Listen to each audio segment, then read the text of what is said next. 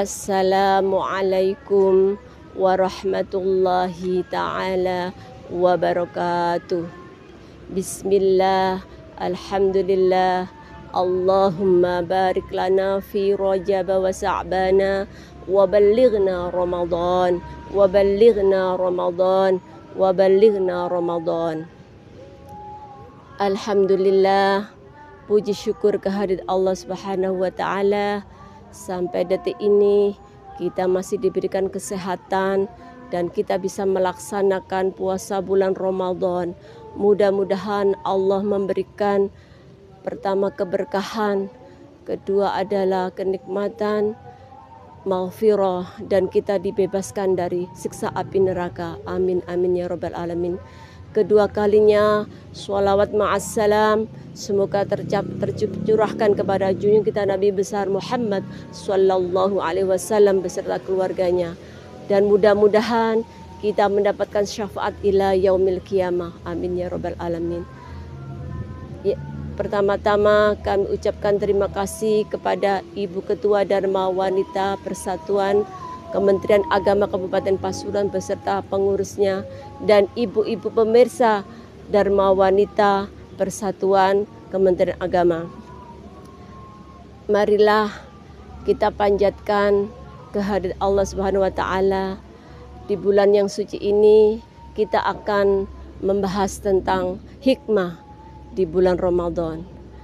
Yang pertama yang akan saya sampaikan adalah hikmah secara religi dari ayat Al-Baqarah 183. A'udzu billahi minasyaitonir rajim.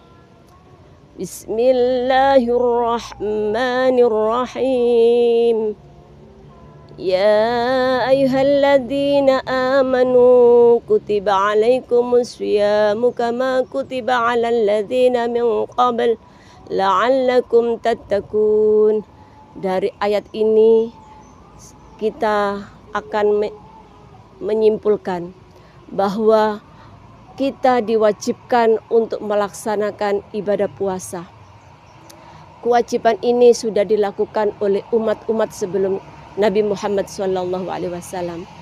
Dan secara religi, kalau sudah menjadi kewajiban berarti ada maksud tertentu yang ingin diberikan manfaat kepada manusia.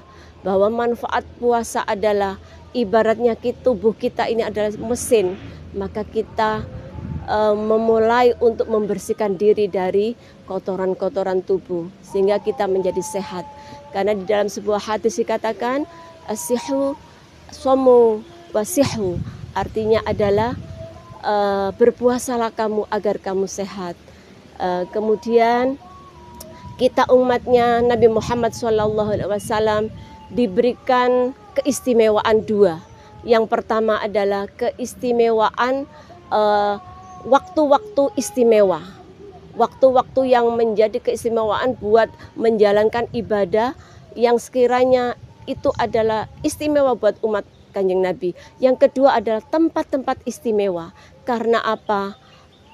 Umat Nabi Muhammad itu usianya tidak begitu lama, sedangkan usia umat-umat sebelumnya ratusan tahun. Sehingga kita umur yang segitu dikasih kesempatan untuk mendapatkan Lailatul Qadar.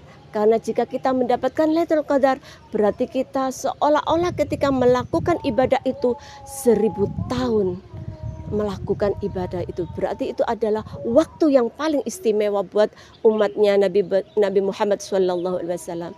Kemudian tempat yang istimewa adalah tempat yang mustajabah jika kita berdoa dan melakukan ibadah, yaitu Mekah dan Madinah. Makanya kita umat Islam ingin sempurna, kita menjalankan ibadah haji maupun ibadah umroh. Yang kedua, hikmah yang kedua adalah kita kaji secara medis. Karena secara medis puasa itu adalah mendetoks tubuh kita dari racun-racun atau toksin-toksin yang ada di dalam tubuh kita sehingga kita menjadi sehat ya. Kemudian kenapa dokter-dokter itu kalau melakukan tindakan operasi disuruh puasa? Karena ada dua alasan. Yang pertama adalah resiko untuk kegagalan melakukan tindakan itu minim sekali. Yang kedua, karena tubuh kita itu butuh menetralisir dari sesuatu yang sekiranya terjadi, misalnya pendarahan dan lain sebagainya, sehingga disarankan untuk berpuasa dulu. Ini sedikit dari secara medis. Yang lainnya adalah kalau kita sudah puasa dengan penuh sesuai dengan aturan, tidak berlebihan makannya, insya Allah kita akan turun berat badan secara sehat, sehingga cadangan-cadangan lemak yang ada di dalam tubuh selama berpuasa itu dibakar, sehingga kita akan lebih sehat ya. Tapi beda dengan kalau kita kelaparan, karena durasi puasa itu ada limitnya, mulai fajar sampai maghrib, sehingga kita suruh sahur dan berbuka, sehingga itulah yang dikatakan semakin sehat jika kita terkontrol nafsu makan kita ya. Makanya Bapak Ibu, ibu-ibu Dharma Wanita, jadikanlah puasa ini pertama adalah ibadah kepada Allah dengan keikhlasan dan sungguh-sungguh. Yang kedua, dapatkan kesehatannya yang sungguh-sungguh juga. Jika Bapak Ibu puasa sudah dijalankan tapi masih makannya masih kurang teratur atau ngawur, akhirnya yang didapatkan adalah semakin gemuk, semakin tidak mengurangi cadangan lemak. Berbahagialah Bapak Ibu di bulan puasa ini, Bapak Ibu semakin sehat terutama ya, dan organ-organ di dalam semakin fresh, sehingga Bapak itu bisa beraktivitas kembali di saat bulan puasa, lancar ibadahnya, di saat Idul Fitri menjadi manusia yang luar biasa dan menjadi manusia yang lain, karena pertama kita sudah meraih maksimal keinginan untuk mendapatkan Lailatul Qadar, yang kedua secara fisik kita sehat, dan yang ketiga adalah kalau kita tinjau dari segi sosiologis, kenapa kita diharapkan untuk melakukan amal-amal sunnah, wajib, dan amal-amal yang dianjurkan, terutama untuk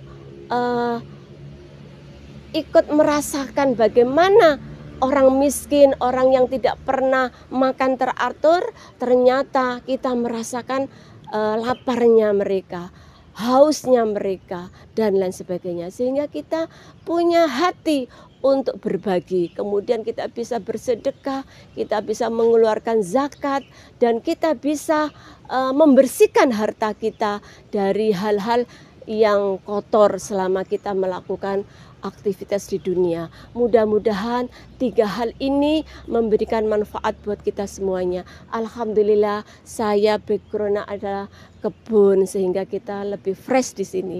Terima kasih, mudah-mudahan bermanfaat. Ihdinas siratal mustaqim. Assalamualaikum warahmatullahi taala wabarakatuh.